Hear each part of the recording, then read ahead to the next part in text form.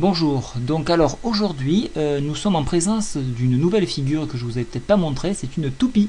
C'est-à-dire qu'il y a un équilibre parfait entre les acheteurs et les vendeurs. Alors on peut voir qu'en séance nous avons remonté, presque comblé le gap et nous sommes rentrés au contact de la moyenne mobile 7.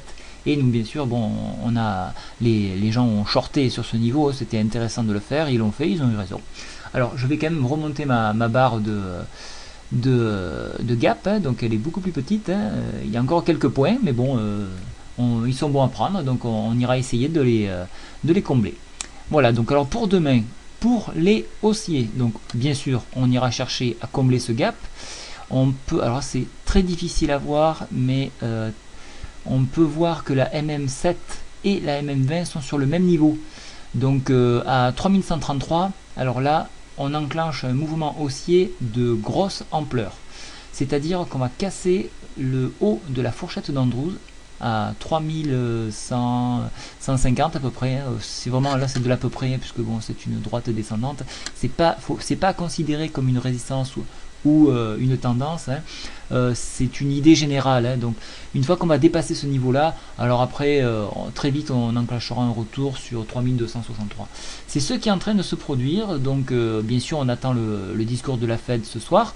Et si il y a de bonnes nouvelles ou un bon plan de redressement, alors à ce moment là on pourra croire à ce retour sur 3262. Pour les baissiers, donc, on pourra au niveau du comblement du gap, c'est-à-dire au contact de la MM20, shorter une nouvelle fois et revenir au niveau du haut du corps à 3086, ce qui me paraît pas trop mal. Et par extension, mais bon, là on est très loin, c'est le support de 1964 qui, à mon avis, va rester un bon moment. Donc, faut plutôt voir vers le haut maintenant. Donc vous l'aurez bien compris, ma tendance est à la poursuite du mouvement. Et donc, je vais quand même regarder un petit peu les indicateurs. Regardez, la MACD ici, elle est en train de se redresser. Je vais l'agrandir, vous voyez là. Donc j'ai mis une petite flèche, hein. On pensait qu'on allait recouper, donc là c'est un signal baissier. Mais non, on s'en écarte, donc on s'éloigne du danger, donc ça c'est pas mal. Une chose assez réconfortante, c'est que le stochastique est en train de revenir sur sa moyenne, hein. Bon, bien sûr, il n'a pas recroisé, mais bon, on y va. Donc c'est pas trop mal. Bon, le rock est toujours en tendance négative, mais le zigzag, lui, par contre, hein, vous voyez le petit trait turquoise ici, il tire vers le haut. Donc voilà, des petits signaux positifs qui se mettent en place, donc c'est parfait.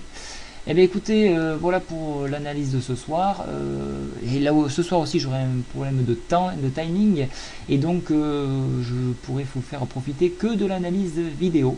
Voilà, je vous remercie de m'avoir écouté. Je vous souhaite une très bonne soirée. Au revoir.